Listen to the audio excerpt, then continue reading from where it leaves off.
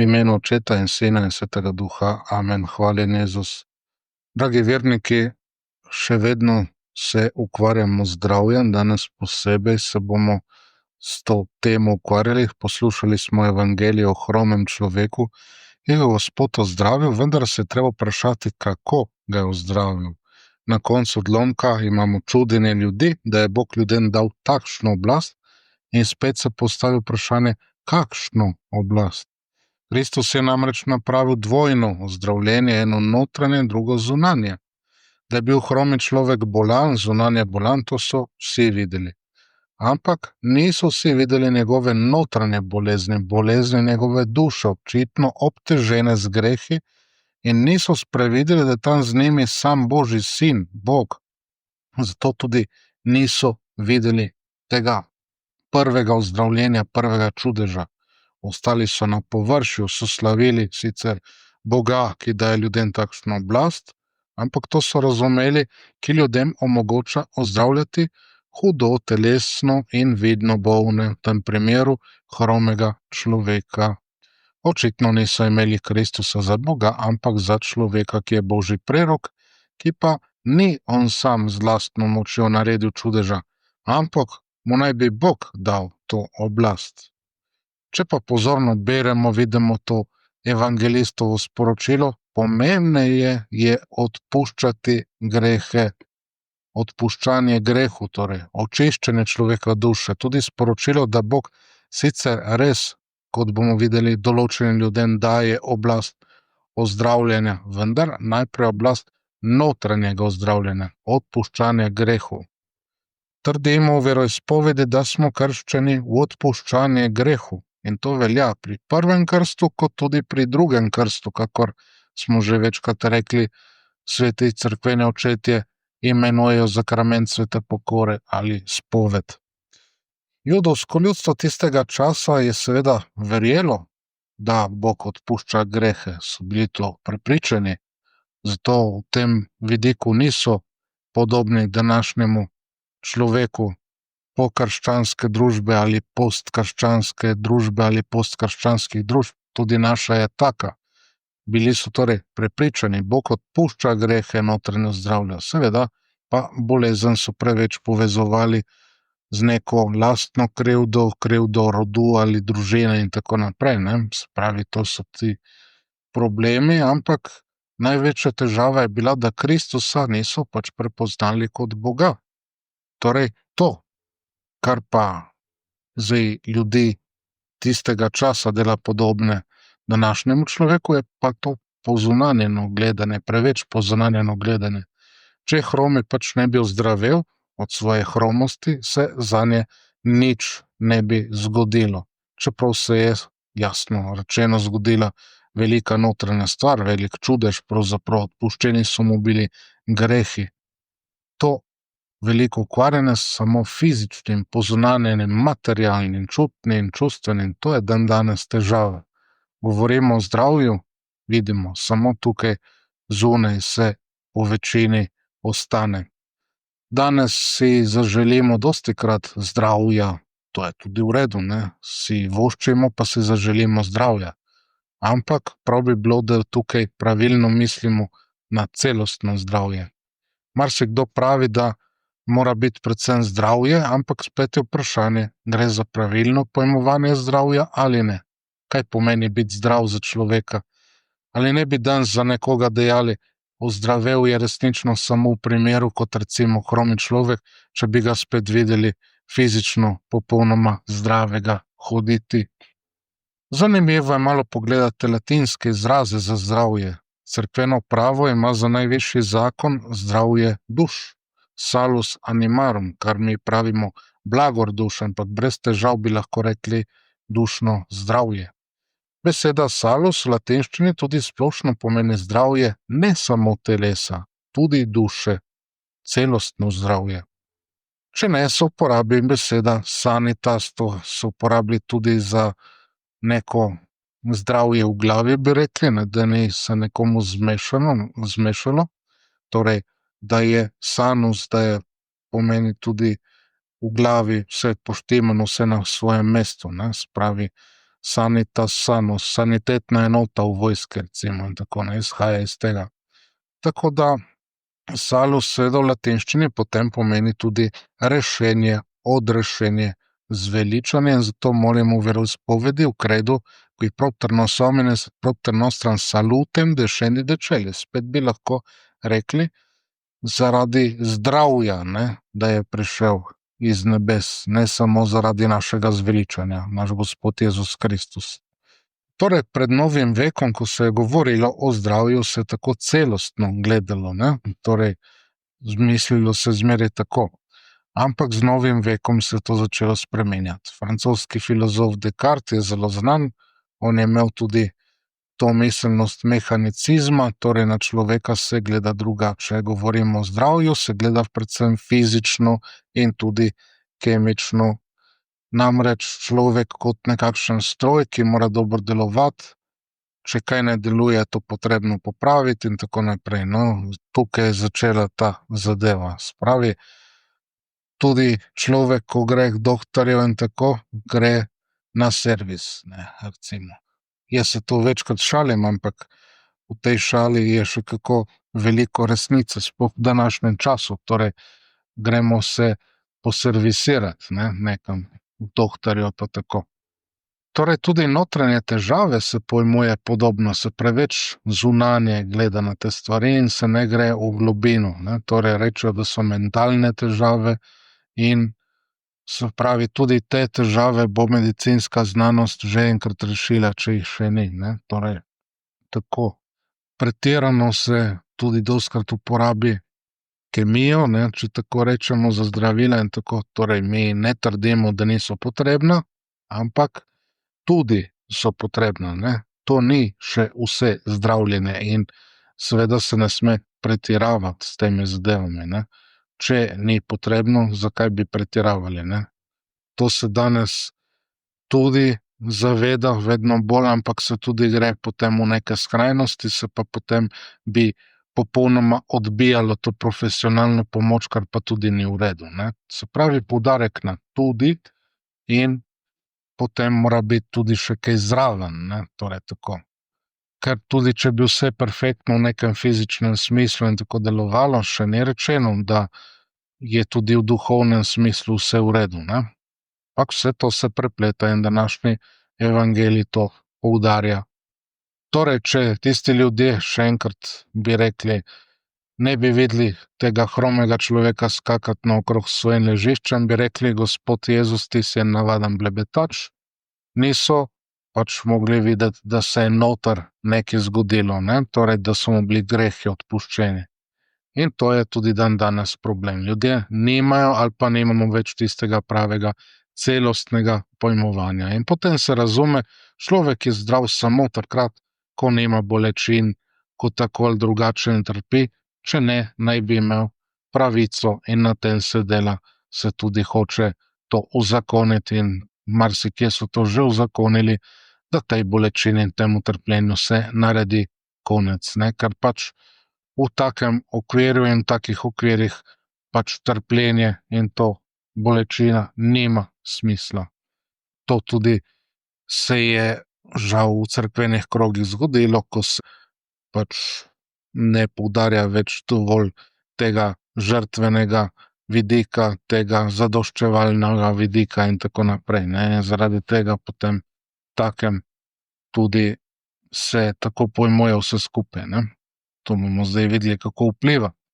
In ker je tako pojmovanje življenja, se začne, ko pridemo iz materinega trebuha in se konča, ko umremo, ne. Samo peščica ljudi se pravzaprav še ukvarja tudi s tistim, kar je bilo prej in s tistim, kar je potem, oziroma s tistim, ki je bil prej in ki je potem, torej z Bogom, ne.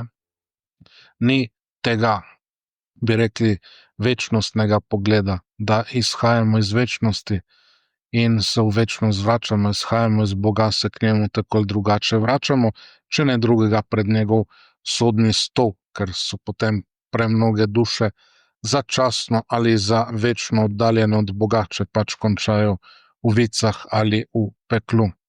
Torej, kot smo rekli, v cerkvi se je to izgubilo v teh rednih ustrojih in ni čudno, da potem za sabo se je pustilo vso tisto bojevitost, pa govor o vojskujoči se cerkvi tu na zemlji in tako dalje, ne, ker pač niso pomembni več ti boji, ne, se gleda samo zunanje, in potem človeški boji so samo tisti družbeni ali pa zasebni boji, ki se jih vidi, ne, torej, ki se dogajajo na tej vidni ravni posameznika in družbe.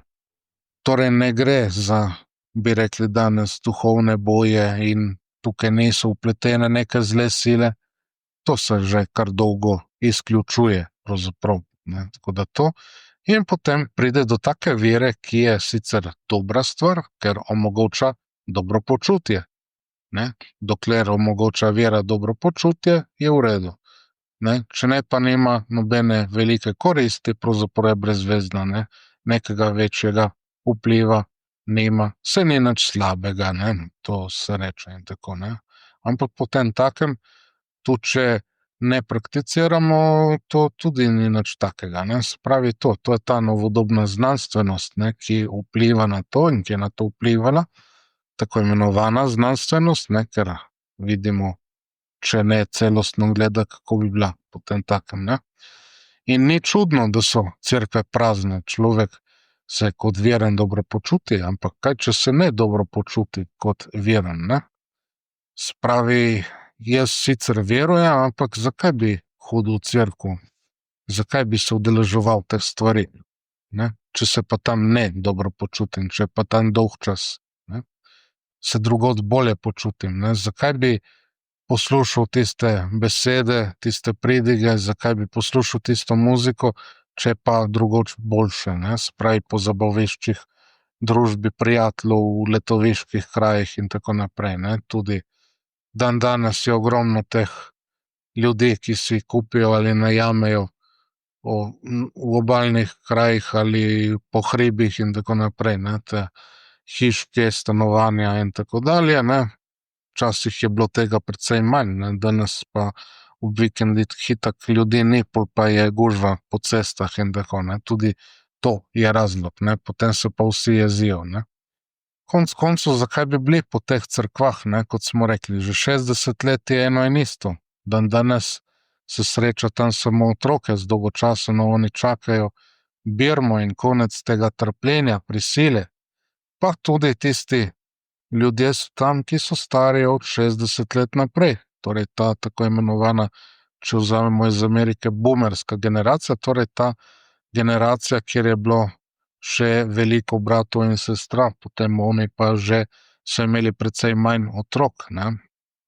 Ampak med njimi, kdo še je imel veliko otrok, izjeme samo potrjujejo pravilo. Torej se je precej zmanjšalo tudi število otrok, ki so jih imeli, potem je pa vprašanje zlasti, kako so oni te otroke vzgajali, ne. To so generacije, če rečem, naših staršev, mojih gotovo, ne, in tako.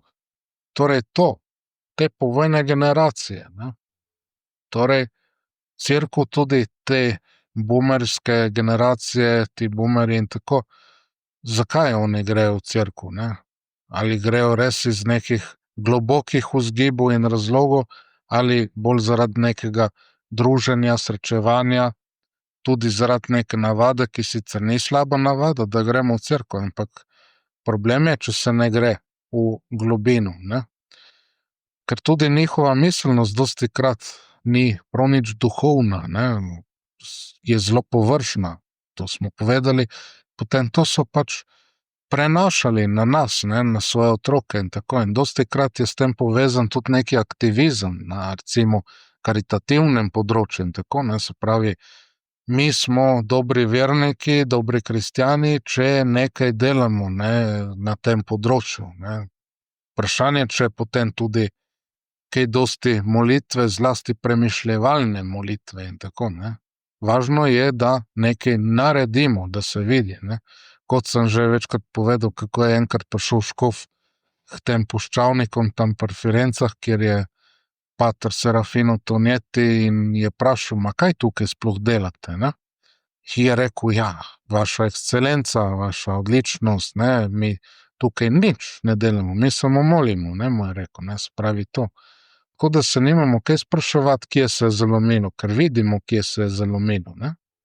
Tako da ta zadeva, ne. To se je začela zlasti po letu 68, torej po tudi drugem Vatikanskem koncilu, to je vse povezano med sabo, ta uživaška, materialistična protikultura, se je začela takšna miselnost in to se je potem preneslo na naslednje rodove iz generacije v generacijo je slabše, ne. Mislim, začelo pravzaprav se je že po prvi svetovni vojni, ampak potem se je to neverjetno razbohotilo in tako naprej, ne, ampak okej. Dajmo nadaljevati še malo s to problematično miselnostjo, zdaj smo dali neke primere in tako, kje vidimo, ne. Smo v mesecu oktobru, ne moremo mimo molitve in v tej napačni miselnosti molitev se dostikrat pojmuje kot izgubo časa, pa sveti zakramenti so tudi neka izguba časa, zlasti seveda spoved, zakrament svete pokore, ne, je neka brezvezna zadeva in tako. Ker človek je sam svoje sreče kovač, jaz popolnoma sam vodim svoje življenje, določam svoje življenje, duhovnik nima tukaj kaj iskati, ne, v tem mojem življenju. Zakaj? Zato, ker Kristus je najprej tisti, ki nima kaj iskati v tem človekovem življenju, neki dobri hipijevski učitelj, čigar besede, ki nam godijo, vzamemo, tiste, ki nam pa niso všeč, jih pa ne vzamemo, ne. Tako da se ne bi niti s tem danes ukvarjali, kaj so to odpuščeni grehi ali da so nam odpuščeni grehi. Ljudje bi rekli, ma kakšni grehi, ne, kaki grehi. Ni grehov, ne. Zakaj? Ni notranjega življenja, zato tudi se ne daje pozornost tem notranjem dinamikam, bojem in tako naprej, ne. Torej lepo opustimo molitev, mislimo, da ni potrebna, je izguba časa, potem se opusti seveda najvišjo obliko molitve, sveto mašo, tam so najvišje oblike molitve, posledično zakramente, zlasti seveda spoved, ker pač to ni potrebno. Vzamemo priliko usmiljen Samarijan, ti ljudje potem ostanejo na pol mrtvi, premnogi, zato ker se ne misli na zdravje svoje duše. Sem že omenil knjigo patra Mauricija Botte, Redemptorista. Ljudje sicer govorijo po naslovu te knjige, da so dobro ali celo zelo dobro, v resnici pa zelo trpijo. Namreč naslov knjige Zelo dobro se počutim, zelo trpim. Sto benissimo, soffro molto. Torej pridemo do tega, da danes je veliko na videz zelo zdravih ljudi, ampak v resnici zelo trpijo. Morda pa najdemo človeka fizično in tako zelo trpi, ne, na zunaj, ampak notranje ne trpi, ne, je zdrav notranje, duhovno je zdrav, ne. Kot smo tudi zdaj že večkrat omenili, kaj bi pomagalo kromemu človeku, če bi fizično povsem zdrav naokrog skakal, ampak ima potem bolno dušo, ne. Sicer se tudi vidi, kot recimo že zadnjič omenjen sveti Jožef Moskati iz Neaplja, primarij raziskovalec, ki je videl na bolnih organih ljudi duhovno bolezen pacientov. Enkrat je enega recimo opazoval, njegova bolna jetra, pa je rekel, koliko časa niste bili pri spovedi, pa je bil, da kakih 30 let ni bil pri spovedi, to je bil odgovor, ne, se pravi. Kaj pomaga? Molitev in zakramentalno življenje, to pomaga, duhovno življenje, ker je vse povezano. Duša in telo sta eno, če se loči duša od telesa, umremo. Se pravi, če mi ne skrbimo in če ločujemo, ne, to zadevo, če ne skrbimo za dušo, potem tudi na telesu se bo slej ko prej zadeva poznala. Saj vidimo potem na ljudeh, ne, se vidi tudi po obrazih in tako, kakšni so ljudje noter, ne, se pravi to. Če bomo mi imeli težave s telesnim ali duševnim zdravjem in bomo skrbeli za svojo dušo, ne, če bo naše duhovno zdravje pravo, potem bomo vse skupaj bolje prenašali. Lepo je rekel pater Pi človeku, ki ni skoraj nič molil, ne, da kdor ne moli, je pogubljen, kdor malo moli, je v velike nevarnosti. Enemu drugemu celo rekel, da če nič ne moli, da se hudič ne bo rabo skoraj nič ukvarjati z njim, ker je že sam se pogubil, ne, spravi tako, ne, spravi, da ne bo imel hudič nič dela z njim, ne, ker je bil dostikrat zelo direkten. Torej, delajmo na tem, ne, da poleg količine, da bo res kvalitetna molitev in ne smemo pri tem zanemarjati stanovskih dolžnosti, ne, ker eni bi samo molili, pa bi pozabljali na svoje stanovske dolžnosti, ne. Ker potem, če to zanemarjamo, tudi še ne vem koliko molitve nič ne koristi. In na koncu, v smrti, kot smo rekli, se bo naša duša ločila od telesa in vprašanje, kakšna je ta duša v danem trenutku, ne telo, ampak duša v danem trenutku, ker telo ob stajenju teles na koncu časov se bo pač duši pridružilo, kjer se bo ta nahajala v nebesih ali pa v peklu, ker vice takrat ne bodo več obstajale, ker bodo te duše šle v nebesa, če do tedaj niso šle. Torej, resnično je treba slaviti Boga, ki je dal ljudem takšno oblast. Namreč tem ljudem, duhovnikom, je podaril oblast odpuščati grehe. To je tista najvažnejša oblast in po zakramentu pokore se po duhovnikih izbrišejo naši grehi, ozdravimo na duši. To je tisto, kar je najpomembnejše. Spet dobimo posečujočo milost ali pa se nam poveča milost. Dobimo samo Božje življenje, smo spet Božji otroci in tako naprej, ne. To bi lahko še nadaljevali. Skratka, treba je celostno skrbeti zase, ne pozabljati tudi na svoje molitveno, na svoje duhovno življenje. V imenu Očeta in Sina in Svetega Duha. Amen. Hvaljen Jezus.